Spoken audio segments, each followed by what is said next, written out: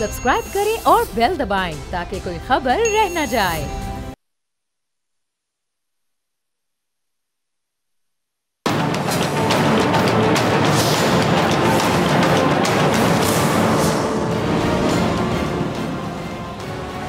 बिस्मिल्लाहिर्रहमानिर्रहीम, अस्सलाम वालेकुम। आप देख रहे हैं प्रोग्राम ऐसे नहीं चलेगा और मैं हूं जवाद कमाल। नाज़रीन, मुल्क की सियासत पर चल ये रहा है कि बानी पीटीआई की रिहाई के लिए एक ऐलान सुबह होता है तो शाम को दूसरा ऐलान होता है। कभी कहीं अल्टीमेटम दिए जा रहे हैं, कहीं 15 दिन की बात हो रही है, तो किसी ने सितंबर को हुकूमत के लिए सितमगर करार दिया, लेकिन सितंबर क्या नवंबर भी आ गया। अपोजिशन की क़यादत अपने कारकुनान को लीड करते हुए कहीं दिखाई ना दी। एक बार फिर अब ऐलान हुआ है कि कप्तान की रिहाई के लिए हतमी कॉल दी जा रही है और इस बार ऐसा होगा कि जब तक कप्तान रिहा नहीं होंगे, जब तक कप्तान नहीं कहेगा, कारकुनान सड़कों पर रहेंगे, धरना देंगे, लॉन्ग मार्च की भी बातें की जा रही हैं।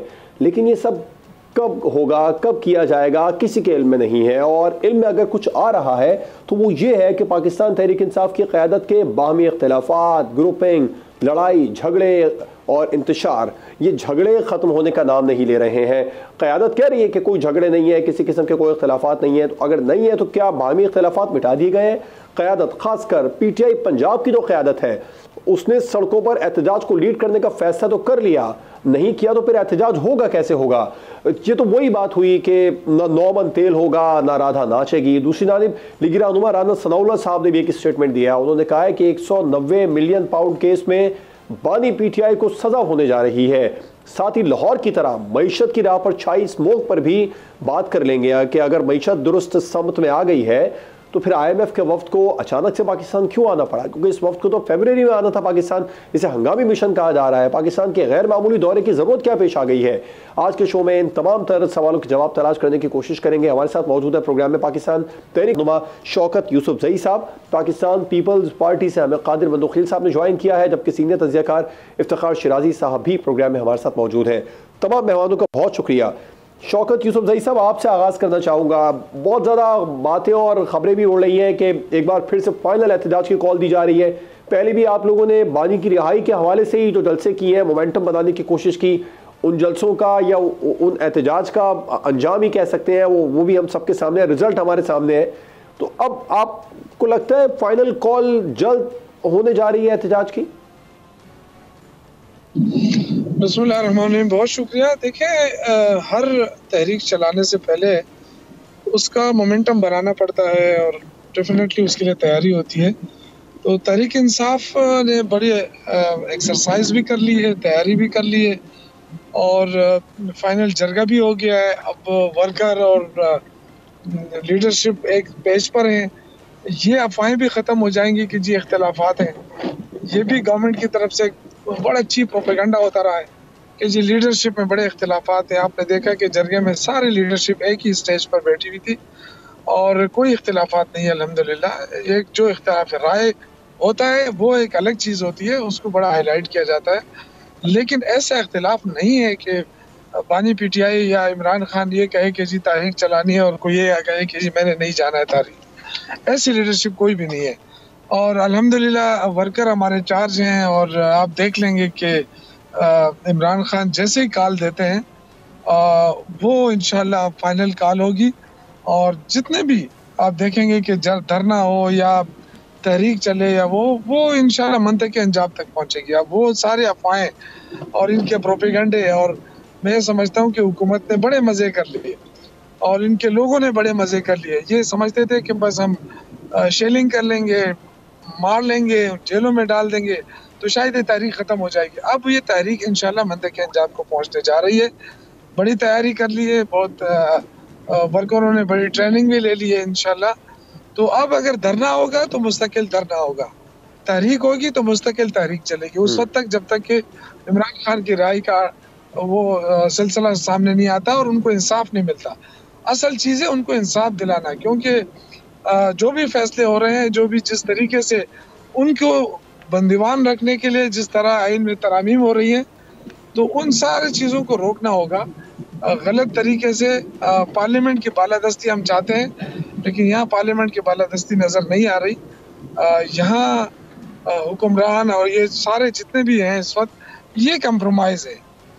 शिराजी साहब, बानी पीटीआई पर मुकदमात अदालतों में चल रहे हैं, उन्हें आपको क्या लगता है बतौर तज़कियाकार अदालतों का सामना करना चाहिए बतौर सियासी लीडर, या फिर एहतजाजी तहरीक से वो रिहा हो सकेंगे? देखिए, मेरा ख्याल में इसमें तो कोई शक नहीं है कि आप कह रहे हैं करना चाहिए। इस वक्त अमलन तो वो मुकाबला कर रहे हैं वहाँ पे और अपने केसेस को कॉन्टेस्ट भी कर रहे हैं। उनके वकला की टीम मुख्तलिफ़ केसेस के अंदर आर्गूमेंट भी कर रही है। और आपको मालूम है कि इससे पहले जो उनकी तोशाखाना केस में या फिर साइफ़र के केस में, इवन कि इद्दत के निकाह के केस के अंदर जहाँ बरीयत हुई या सज़ाएँ मुअत्तल हुई, तो ज़ाहिर सी बात है उनके वकला ने उन केसेस को कॉन्टेस्ट किया।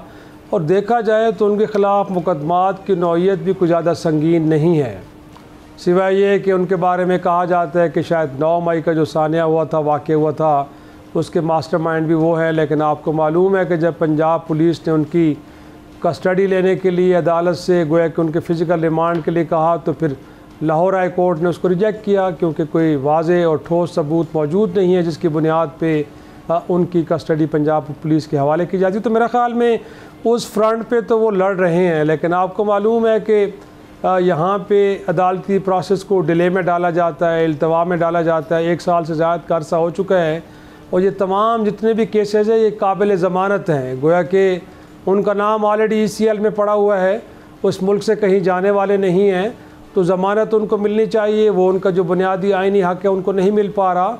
तो फिर दूसरा रास्ता यही होता है कि एक अवामी दबाव की कैफियत बनाई जाए और उसके नतीजे में हुकूमत वक्त को मजबूर किया जाए कि उनकी रिहाई के लिए सूरत हाल पैदा की जाए।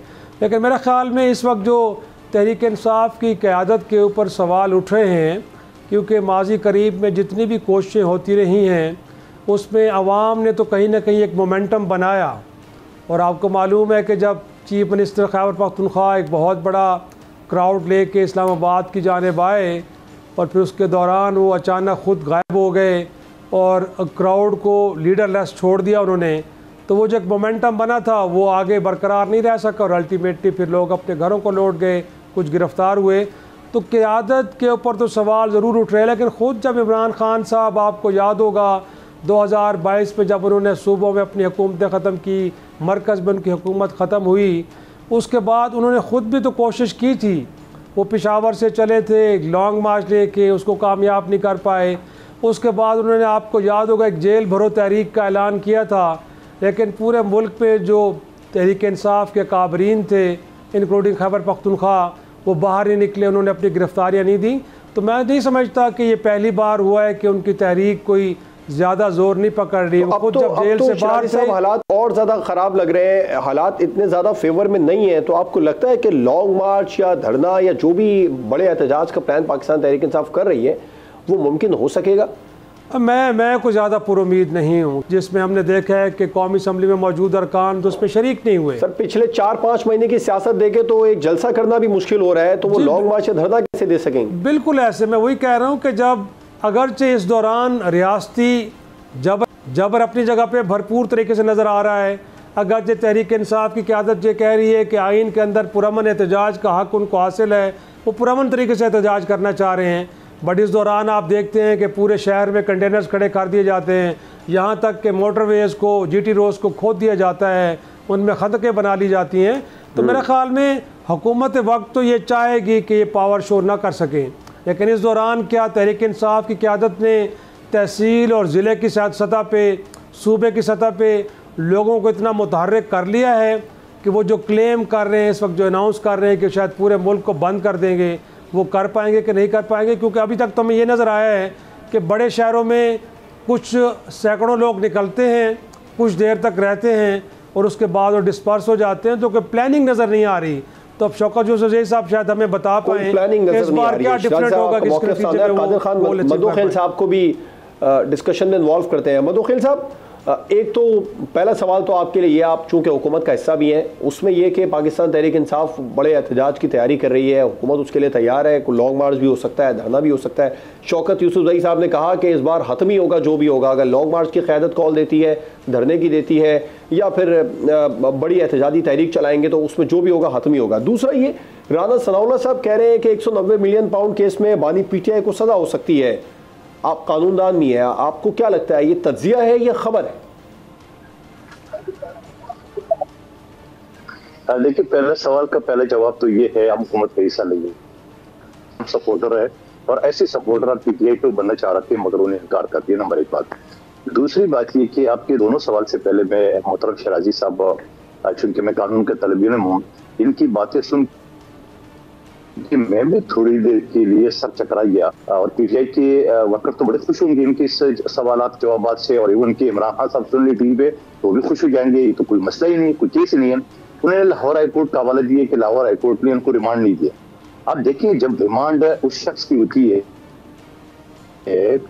जब उससे कोई चीज बरामद हुई, जब सारे ऑडियो वीडियो कानूनी शहादत आर्टिकल 164 में ये कहा गया कि ऐसी कोई वीडियो या ऑडियो अगर वो तस्दीक शुदा हो यानी उसका कोई जाली ना हो तो वो किसी भी कोर्ट में एडमिसिबल है, यानी before any court of law. Number एक बात, उसके लिए किसी मजीद गवाही की जरूरत नहीं है। अच्छा, दूसरी बात ही, इमरान खान साहब के खिलाफ जो 9 मई की मुकदमात है वो सारे मुकदमा जो ना वो सेक्शन 109 के तहत पीपीसी, यानी अगर एक शख्स खला में बैठा हो, एक शख्स जेल में बैठा हो, एक शख्स जो है ना वो 600 फुट जमीन खंदक में बैठा हो, अगर उनकी अकामात पे कोई जुर्म होता है, कोई वायलेंस होता है तो वो शख्स 109 पीपीसी के तहत उसमें मलूस होता है। अब वो जारी बात है, वो सारी चीजें वीडियो ऑडियो पुलिस के सामने तो होगी मगर हमारे आपके सामने भी है। और खुद तहरीक इंसाफ के पीटीआई के वर्कर जो है, यानी मैं आपको मिसाल दूं, इमरान खान साहब का भांजा एहसान न्याजी, उन्होंने जो पतलून ले रहा है और वीडियो बनाई है तो उसकी किसी ने कहा कि ये झूठ है, वो किसी ने चैलेंज किया कि ये वीडियो जाली है। अच्छा, तहरीक इंसाफ की ज्यादा जोर है सीसीटीवी पे, सीसीटीवी की जरूरत तो बाद में पड़ती है, पहले तो आपकी अपनी वीडियो जो आपके अपने हाथ से बने हुए वो सब सवाल है। और फिर अभी पिछले महीनों में जो इमरान खान साहब कोर्ट के अंदर मीडिया से सवाल किया है, मीडिया ने तो देखा पेट्रोल बम हमने फेंका है, तो ये पेट्रोल बम जो फेंके वो हिंदुस्तान की पुलिस या फौज पे फेंकी है या पाकिस्तान में, और अपने घर से, ये तो मान गया। उसके साथ जीएचक्यू पे धरने का खुद मान चुका है। इन सारी बाकी चीजों के अलावा जो वीडियो मौजूद है तो उन सारी चीजों के बावजूद उन्होंने सुप्रीम कोर्ट से एक स्टे ऑर्डर भी लिया, ठीक है। अब सवाल ये कि एक तरफ वो शराजी साहब ने मतलब हलवा बना के केस को पेश किया है, और दूसरी तरफ जो है वो अवॉइड भी करे, दूसरी तरफ वो जो गैंगस्टर पकड़ा गया है जनरल फेस, तो वो 2 जूते पड़े, उसने तो सब कुछ बता दिए। उसने बता दिया कि जेएचक्यू का हमला मेरे इमरान खान साहब के सदके से प्लान बनाया, फौज के अंदर बगावत कैसे करनी थी, तीनों कोर कमांडर पिशावर, बालपुर और लाहौर में उन्होंने क्या प्लान बनाया था कि 2 दिन धरना देंगे और 2 दिन के बाद उन्होंने कब्जा करना है, और फिर हयात आर्मी चीफ उसको बनाना था और हयात सदर पाकिस्तान बनाना था इमरान खान साहब को। तो ये सारी चीजें तो आ चुकी है, इसी वजह से इमरान खान साहब घबरा रहे हैं। पहले उन्होंने कहा कि जनरल फेज जो है कौम का असासा है, फिर उन्होंने कहा कि जनरल फेज जो है ना वो उनकी ओपन ट्रायल होना चाहिए। भैया आपको क्या वास्ता उसे, आप क्यों घबरा रहे हो? दूसरे को तो आप कह रहे हो घबराना मत और खुद घबरा रहे हो। जब आपको जनरल फेज से वास्ता ही कोई नहीं है तो भाड़ में जाओ, वो उसकी होती है, उसकी ओपन ट्रायल होती है, इनसाइड ट्रायल होती है, जो होती है, आपको क्या वास्ता। लेकिन इसके अंदर कुछ है, आपको पता है कि आप उनके साथ मलूस थे, आपको पता है कि वो आपके लिए काम करा था, आपको पता है कि वो आपके लिए लोगों का अगवा करा था, उसको पता है कि आपको लोगों आपके लिए उन्होंने लोगों को कत्लेआम किए, उनको पता है कि मेरे जैसे वर्कर को उन्होंने आपके एमएनए के लिए मुझे तो सेक्टर कमांडर ऑफिस में 1.5 घंटा मुझे कैप्टन की, एमएनए की, सेनेटर की और आखिर में कत्ल की धमकी दी है। और ये बात मैं आज नहीं कर, 20 अप्रैल 2022 में 24 न्यूज और जी टीवी में मौजूद। आज मधु खैर साहब, कतल कराने की माजरत चाहूंगा, शराजी साहब ने कहा, आपने भी 9 मई के केसेस का जिक्र किया, ये आपको लगता है बतौर कानूनदान ये तमाम केसेस काबिल जमानत है? किस बात पे काबिल जमानत है? उसमें इंसदाद दहशतगर्दी के सेक्शन लगे हुए, शराजी से पता नहीं कानून कहां से है। वो कोई ये जो कोई जगह फसाद के केस है, ये कोई 2 आदमी गली के अंदर ट्रैफिक पुलिस वाले से लड़े वो वाला केस है। वो भाई जीएचक्यू पे हमले का केस है, कोर कमांडर उस पे हमले केसेस है, आर्मी के जो तस्वीरात है उस पे हमले केसेस है, शोधा की जो यादगार है उस पे केसेस है, कर्नल शौकत के मुजस्मे के ऊपर है, खुद इनका भांजा जो ना वो पतलून लेके ला रहा है। ये सारे केसेस कोई झगड़े के केसेस है, कोई 151 के केसेस है जो शराजी साहब उसको काबिल जमानत करे। लेकिन ये पता तो चल जाएगा ना, जरा ट्रायल तो शुरू होने दो। मैं पेशगोई नहीं कर रहा हूँ, मेरा मौका जरूर लीजिएगा क्योंकि साहब बड़ा तफसील से इस पे गुफ्तगू कर रहे हैं। मगर मैं चीज ये चेक कर रहा हूँ कि शराजी साहब ने जितना हलवा बनाया तहरीक इंसाफ के जो घर को नहीं, वो तो भले बजे, मगर क्या करे कम्बख्त, क्या करे कम्बख्त कि 3 मरतबा पीटीआई को बेचा है अली गंडापुर ने। पहले 10 घंटे गायब तक किधर था, ख्वाजा आसिफ ने बता दी, आईएसआई के सेक्टर कमांडर इस्लामाबाद में बैठा हुआ था। दूसरी मरतबा 24 घंटे गायब था और पूरे इस्लामाबाद की पुलिस और रेंजर और ये सारे वो सलमानी टोपी पहन के निकल भी गए। नेटवर्क बंद होने के बावजूद मरगला के पहाड़ियों पहुंच गए, वहां गाड़ी खड़ी थी और 12 दिनों से होते हुए बगैर शनाख्त कार्ड के, बगैर पैसों के, बगैर मोबाइल के पहुंच भी गए। किसको बेवकूफ बना रहे हैं? आपने कन्नेते कारकुनों को आपने पुलिस की शैलों के सामने छोड़ के तुम कौन से रास्ते से किधर से निकल गए, तुम इस्लामाबाद पहुंच गए और फिर इस्लामाबाद पुलिस को आप नजर नहीं आए, लाइन से रेंजर्स को आप नजर नहीं आए। सवाल ये दूसरा, अभी जो सवादी का जलसा था, मैंने उस वक्त भी कहा, उससे 2-3 दिन पहले आप देख रहे, जितने मेरे टॉक शो डेली का आप देख ले, मैंने कहा ये शख्स तीसरी मरतबा पीछेगा, ये शख्स तीसरी मरतबा कारकुनों को पीछेगा। बड़ी हाइट क्रिएट कर दी है सवादी जलसे में, वो भाई कफन लेके हमारा जनाजा पड़ेगा, वो भी क्या हो गया, कोदा पार निकला चुहा। ठीक शौकत यूसुफजई साहब की तरफ जाते हैं। मधुखैल साहब यही मामला लेकर, जी ठीक है। शौकत यूसुफजई साहब, एक तो ये बताएगा कि ग्रुपिंग के हवाले से बहुत ज़्यादा पाकिस्तान तहरीक इंसाफ में ख़बरें चल रही हैं। अज़मा बुखारी साहिबा ने तो ये भी कह दिया कि नंद क़यादत तो जो लड़ रही है वो तो लड़ रही है, नंद भावच का भी झगड़ा चल रहा है पार्टी में कब्जे को लेकर। इस तरह के इख्तलाफात में आप लोग किस तरीके से एहतजाजी तहरीक, लॉन्ग मार्च या धरना कर सकेंगे? देखिए, ये तो प्रोपेगेंडा हो रहा है। पीएमएलएन की बड़ी ख्वाहिश है कि पीटीआई के दरमियान दराड़े हैं, लेकिन जो असल लीडरशिप है ऐसी कोई बात नहीं है। कुछ फैक्ट्स भी सामने आए थे खोसा साहब से, जो बुशरा बीबी की बात हुई थी उसमें भी हमने देखे थे इख्तलाफात तो है ना सर? देखिए, इख्तिलाफ राय हो सकता है, मैंने आपसे ये कहा है, लेकिन जो भी इमरान खान की तरफ से तहरीक का ऐलान होगा उस पर कोई इख्तिलाफ नहीं है और न कोई कर सकता है। ये पार्टी जो है ना, ये वर्करों की पार्टी है, इसमें लीडर शीडर नहीं चलता है और न लीडर की कोई परवाह करता है। यहाँ पे सर फवाद चौधरी साहब भी तो वर्कर ही पाकिस्तान तहरीक इंसाफ का खुद को गर्दानते हैं, वो कह रहे हैं कि क़यादत अयाशियाँ कर रही है और वर्कर्स जो है वो मार खा रहे हैं जेलों में। देखिए, ये प्रोपेगेंडा जो है ना, ये चीप प्रोपेगेंडा सिर्फ गवर्नमेंट की तरफ से हो रहा है। बाकी अल्हम्दुलिल्लाह पार्टी के तमाम लीडरशिप जो है वो एक मुतहद है। सिर्फ कुछ एक आधे बंदा अगर कोई बयान दे देता है तो वो इख्तिलाफ नहीं है, वो उसकी ख्वाहिश होती है कि इमरान खान के लिए कुछ ज़्यादा आवाज़ उठाई जाए, ज़्यादा मुतारिक किया जाए। ठीक है शिराजी साहब, एक बड़ी अहम आजकल खबर चल रही है और ये बड़ा अहम मामला भी है, इस पर शौकत यूसुफजई साहब और मधुखैल साहब का मौक़िफ़ लूँगा। ये जो एहतजाजी तहरीक की बात हो रही है, इसमें JUI के साथ मुश्तरका आपको लगता है कोई एहतजाजी तहरीक PTI चलाने जा रही है? दूसरा, मैं उनसे ये ज़रूर जानना चाह रहा हूँ, यकीनी तौर पर उनके ख़िलाफ़ भी जो 9 मई के मुकदमा दर्ज होंगे और पाकिस्तान के कई शहरों में एक वक्त, बल्कि कोयटा में कत्ल होता है कोई वकील का तो उसका मुकदमा भी ज़मान पार्क में बैठे इमरान खान के ख़िलाफ़ कटवा दिया जाता है। पता नहीं कैसे मुकदमे, उसी तरह के मुकदमे हैं जो इनके रहनुमा जुल्फ़िकार अली भुट्टो साहब के ख़िलाफ़ कटवाए गए थे, फिर उसी मुकदमे में उनको फांसी भी दे दी गई। तो मैं ये कहना चाह रहा हूँ उनसे कि उनसे पूछे कि यास्मीन राशिद साहबा तो शायद उनको नज़र आ रही थी गाड़ी के ऊपर बैठी हुई, आज 1.25 साल का अरसा हो गया है, कम से कम उनकी कन्विक्शन तो करवा दें। अभी तक तो उनकी कन्विक्शन नहीं हुई। बाकी इसी तरह के लोग और कुछ लोग जो अब तक रिहा हो चुके हैं उन मुकदमात में, उनको किस बुनियाद पर रिहा किया गया? क्योंकि मंदो-ख्याल साहब तो फरमा रहे हैं कि सारी फुटेजेस तो पूरी दुनिया के सामने हैं, तो गोया के एविडेंस तो एक तरह से वाफिर मकदार में मौजूद है।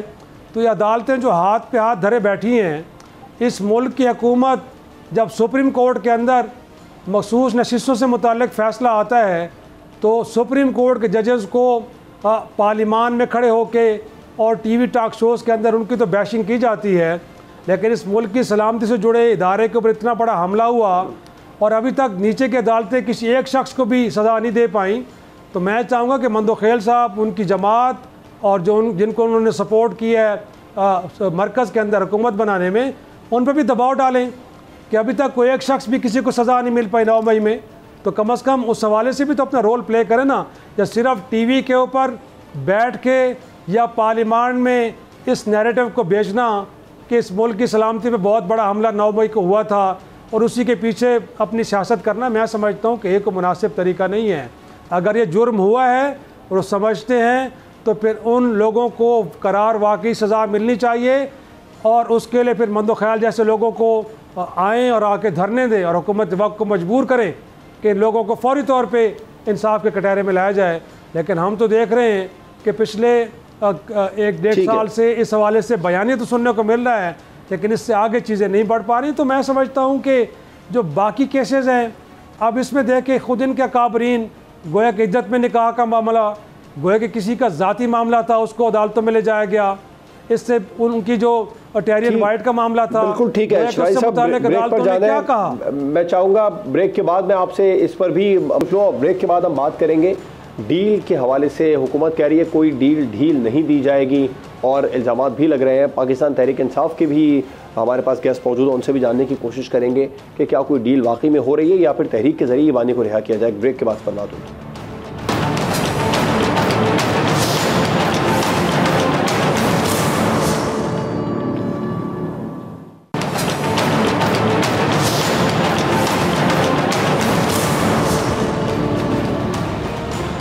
ब्रेक के बाद एक बार फिर से खुशामदीद। डील और ढील की बहुत ज़्यादा खबरें और बातें हो रही हैं, बहुत ज़्यादा बयानात भी सामने आ रहे हैं। कादिर खान मंदुखेल साहब से पहले इसके जवाब लेना चाहूँगा।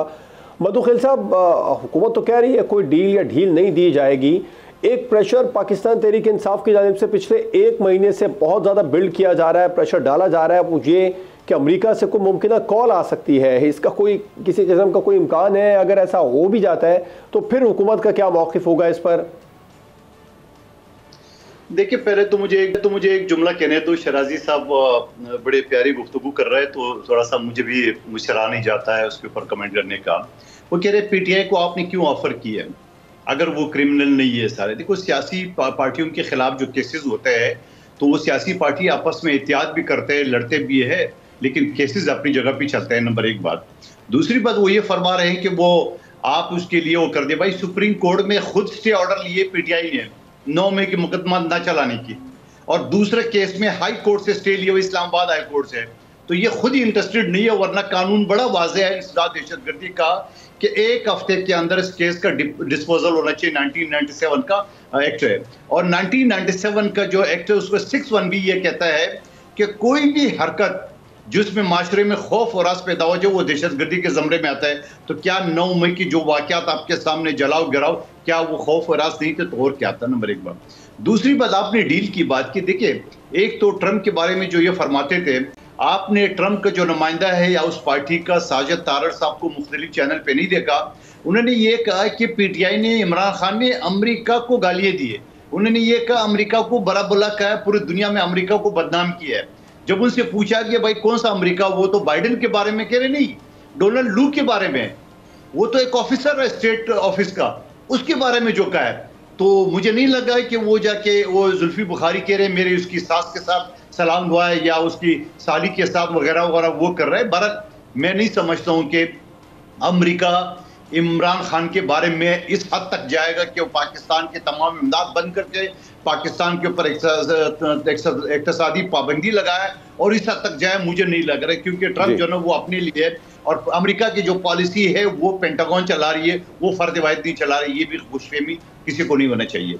दूसरी बात, डील की आपने बात की है, तो डील का पहला मरहला जो सुबह 7 बजे जेल के दरवाजे खुले गए जेन मैनुअल के खिलाफ हो और गौर खान साहब और आजम स्वाति साहब पहुंच गए, तो वो क्या था?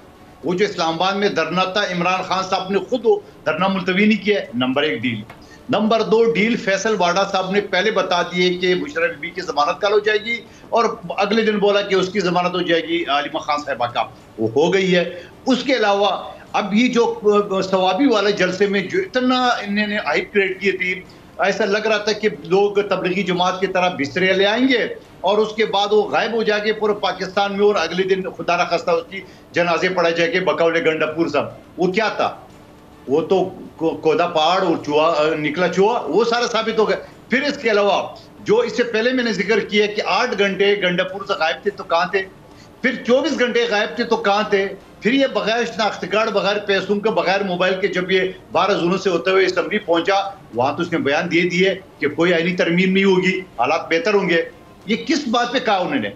और फिर अभी 2-3 दिन पहले खुद इन मुलाकातों से, इन गायब होने से, इन रिहाइयों से हुकूमत को कोई परेशानी है? अंडरस्टैंडिंग हुई है, तो भाई अंडरस्टैंडिंग तो हुकूमत के साथ नहीं हुई है, पीपल्स पार्टी के साथ नहीं हुई है, तो ये किसके साथ हुई है?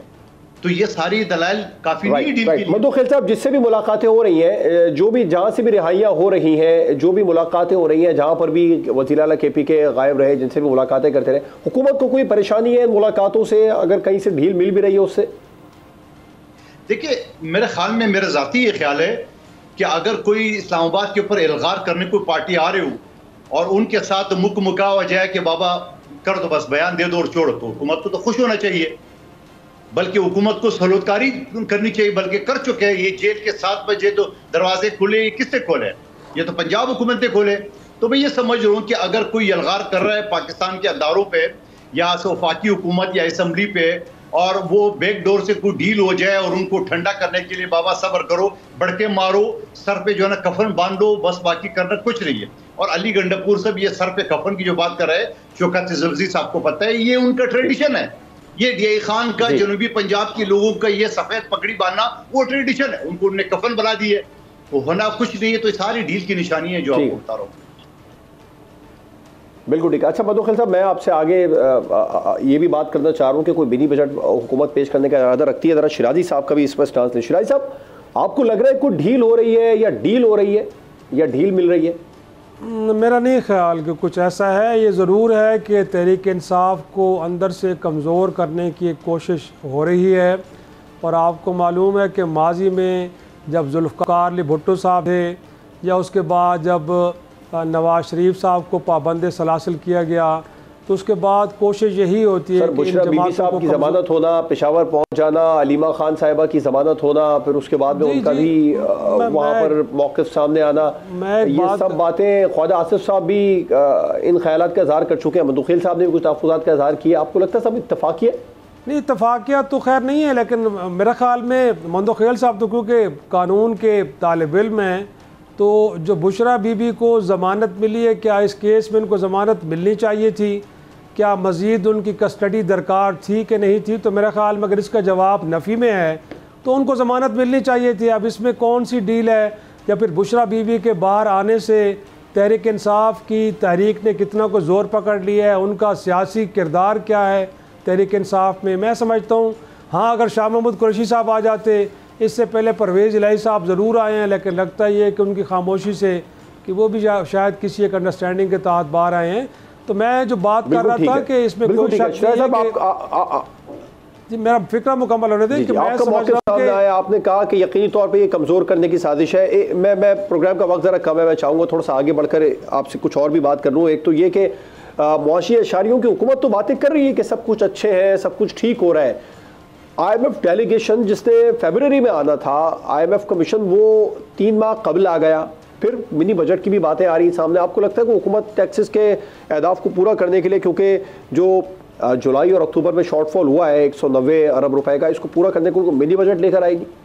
बिल्कुल, मेरे ख्याल में ये मामला तय हो चुका है, और आपको आने वाले चंद दिनों में अब पेट्रोलियम मसनूआत के ऊपर भी पहली बार GST लगता हुआ नज़र आएगा। तो क्योंकि शॉर्टफॉल बहुत ज़्यादा है, और आपको मालूम है कि इसको कमिटमेंट को आपने दी हुई है IMF प्रोग्राम के नीचे कि सर्टन टारगेट से नीचे आप नहीं आ सकते, तो अब ज़ाहिर सी बात है बाकी एग्रीकल्चर सेक्टर को या दीगर मामलात को एड्रेस तो किया नहीं जा सका। प्राइवेटाइजेशन का आपके सामने हाल है कि PIA को प्राइवेटाइज करने जा रहे थे, तो उसका हशर क्या हुआ कि 10 अरब रुपये से ज़ायद की बोली गई नहीं, अगरचे हुकूमत वक्त ने जो बेस प्राइस थी 85 बिलियन रुपए रखी थी। तो मेरा ख्याल में क्योंकि माशी फ्रंट के ऊपर हुकूमत डिलीवर कर नहीं पा रही, टैक्स बेस को बढ़ाया नहीं है, तो जो कुछ ऑलरेडी टैक्स नेट पे लोग हैं उन्हीं के ऊपर मज़ीद बोझ डाला जाएगा। और ये एक तरह से तयशुदा है कि अब ये सारे मामलात मिनी बजट के ज़रिए पूरे किए जाएंगे, और IMF की टीम इसीलिए आके बैठी है कि आप उनको बताएंगे कि जो नए स्टैट्स हैं वो क्या है, आप किन एरियाज़ में जाके आप टैक्स कलेक्शन करने जा रहे हैं, और उसमें जो सबसे बड़ा एरिया है वो पेट्रोलियम प्रोडक्ट्स का है, उस पर GST लगने जा रहा है। तो उसकी अनाउंसमेंट मेरे ख्याल में अगले चंद रोज़ में आ जाएगी। तो मिनी बजट के ज़रिए जो वो तबका के जो ऑलरेडी बर्डनाइज है उसके ऊपर एक और नए टैक्स की बोझ डाला जाएगा, और उसी के ज़रिए IMF को मुतमईन किया जाएगा। इस वक्त हुकूमत वक्त के पास कोई और मेरा ख्याल में कोई तरीका नहीं है। इस दौरान आपने देखा है मईशत कोई ज़्यादा परफॉर्म नहीं कर रही, बैरूनी सरमायाकारी अगरचे प्लेजेस ज़रूर हैं, जिसके नतीजे में कोई अभी तक आई नहीं है 2.8 बिलियन। लेकिन शाह साहब हालात इतने बुरे भी नहीं है। हुकूमत ने अभी पिछले दिनों ही 26 रुपए बिजली पर रिलीफ दिया है। नहीं, वो तो 2 माह के लिए दिया ना मेरे भाई, और वो भी एक ख़ास ब्रैकेट पे दिया है, पूरे मुल्क में तो कहीं नहीं दिया गया। उसके बाद 2 माह के बाद विड्रॉ कर लिया गया, पुराने रेट्स के ऊपर लोगों को बिजली मिलेगी जो बेरेबल नहीं है। बहरहाल आप तो एक नई स्कीम लेके आए हुकूमत वक्त के, शायद आप अगर जो गुज़श्ता साल के मुकाबले में इजाफी यूनिट इस्तेमाल करेंगे तो 25 रुपये पर यूनिट पे आप उनको रिबेट देने जा रहे हैं। लेकिन लोगों ने तो अपने घरों में मंदोखेल साहब हुकूमत दावे तो बड़े कर रही है कि मईशत दुरुस्त सम में आ चुकी है, मुआशी अशारिये ठीक हो चुके हैं, लेकिन ये भी खबरें सामने आ रही हैं कि मिनी बजट लाने की तैयारी कर रहे हैं। जुलाई से अक्टूबर के दौरान जो 190 अरब रुपए का शॉर्टफॉल हुआ है, पीआर को टैक्स हदफ पूरा नहीं कर सका, उसको पूरा करने के लिए, टैक्स हदाफ को पूरा करने के लिए मिनी बजट लाएंगे, मजीद टैक्सेस लगाएंगे, इसकी तैयारी हो रही है। अवाम की तरफ से जो प्रेशर आएगा उसको बेयर कर लेंगे। देखिए, मुझे नहीं पता कि हुकूमत मिनी बजट ला रहा है या नहीं ला रहा है, मगर मैं शराजी साहब की तरफ बात भी नहीं करूँगा। गा गी गो होगा, हो जाएगा, होने वाला होगा, वो भाई कोई दलाइल होता है, कोई चीज़ होता है। आप देख रहे हैं कि स्टॉक एक्सचेंज ने तारीख की बुलंद तरीन, क्या ट्रिपल बुलंद तरीन 94,000 टच कर चुका है, ठीक है आज।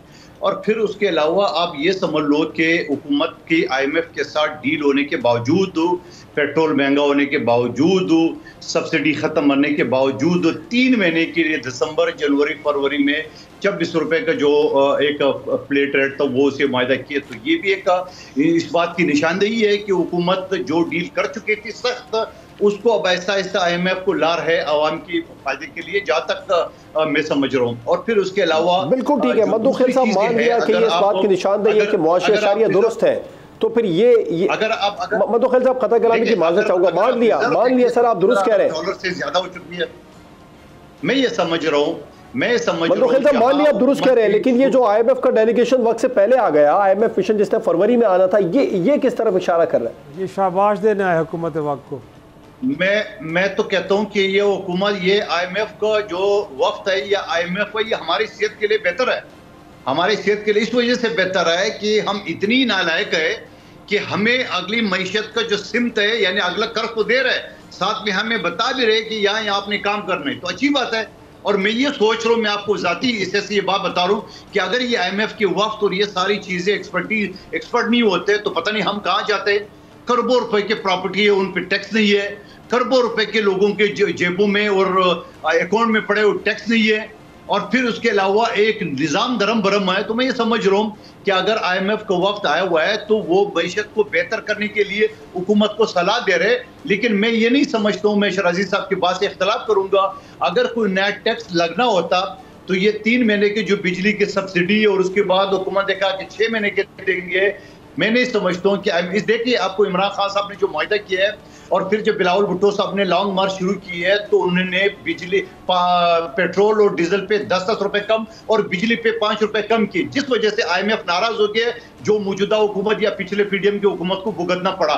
तो मैं समझ रहा हूँ कि ये 26 रुपए का फ्लैट रेट जो IMF के साथ राजी करने की हुकूमत देती है, मैं समझ रहा हूँ ये बड़ी कामयाबी है और मजीद काम करने की जरूरत है। अभी जो सूरत-ए-हाल थी, जो PTI वाले का पता नहीं किस मुल्क से ये मुआवजा कर रहे थे पाकिस्तान में, तो वो तो चीजें तो खत्म हो गई, हुकूमत तो स्टेबल हो गई है, मईशत स्टेबल हो गई है और मजीद भी स्टेबल होगी जहां तक लग रहा है मुझे। इफ्तिखार शराजी साहब, IMF डेलीगेशन का वक्त से पहले आ जाना, आपको भी लगता है कि ये हमें मईशत की दुरुस्त सम तो दिखा रहे हैं, लेकिन इसको हंगामी मिशन भी कहा जा रहा है? ज़ाहिर सी बात है, मेरे ख़्याल में कंसर्न्स हैं और आपको मालूम है कि इनका इजहार उन्होंने पहले भी किया है। हमारे वज़ीर ख़ज़ाना गए भी हैं, उनकी मुलाकातें वहाँ पे हुई हैं, मुतमईन करने की कोशिश उन्होंने की है, लेकिन हुकूमत ने ख़ुद जो और बिलखुसूस पीपल्स पार्टी ने जो इंतखाबी मुहिम के दौरान ऐलानात किए थे, आपको याद होगा, तो इस वक्त तो फ्री बिजली देने की कहा गया था कि हम अपने सार्फिन को 300 यूनिट तक दिया करेंगे, लेकिन वो नहीं कर सके ना, क्योंकि मईशत में इतनी जान नहीं है। अगर स्टॉक मार्केट के बारे में मंदोखेल साहब दुरुस्त फरमा रहे हैं कि वो ट्रेंड कर रही है, लेकिन इससे पहले भी इस मुल्क के अंदर जब जनरल मुशर्रफ की हुकूमत थी, शौकत तरीन साहब जब थे, तो उस वक्त भी एक आर्टिफिशियल बबल बनाया गया था। और ज़रा तारीख़ पे नज़र दौड़ाए, उस वक्त के अखबारात और जरायद पढ़े तो मंदो खैल साहब को पता चलेगा कि आम लोगों से वहाँ पे भारी इन्वेस्टमेंट करवाई गई थी। और उसके बाद उस वक्त की स्टॉक मार्केट ने अचानक क्रैश किया था और फिर ये फिगर आए थे कि पाकिस्तान को इतना बड़ा नुकसान नहीं हुआ जितना एटमी धमाकों के दौरान हुआ था। तो मैं समझता हूँ कि ये बबल बनाया गया है, लोगों से वहाँ पे इन्वेस्टमेंट कराई जा रही है, लेकिन वहाँ पे भी वो जो बड़े प्लेयर्स हैं वो एडवांटेज लेंगे और बाद पे जो आम छोटा इन्वेस्टर है। इफ्तिखार शिराजी साहब, खता कलामी की माजरत चाहूँगा, प्रोग्राम का वक्त खत्म हुआ। शौकत यूसुफजई साहब, कादिर खान मंदो खेल साहब और शिराजी साहब हमारे साथ प्रोग्राम में मौजूद थे। आप तमाम मेहमानों का बहुत शुक्रिया। प्रोग्राम आपने देखा नाज़रीन, हुकूमत दावे तो कर रही है कि बहुत अच्छा है, मईशत दुरुस्त समझने जा रही है, अशारिये दुरुस्त है, लेकिन सब कुछ इतना अच्छा भी नहीं है। जुलाई तो अक्टूबर जो शॉर्टफॉल रहा 190 अरब रुपए का, उसको पूरा करने के लिए खबरें हैं कि मिनी बजट लाया जा रहा है। फिर IMF का मिशन जो वक्त से पहले आ चुका है, इसे हंगामी मिशन भी कहा जा रहा है। तो सब कुछ इतना अच्छा नहीं है जितना हुकूमत दावे कर रही है। इजाज़त दीजिए, अल्लाह हाफिज़।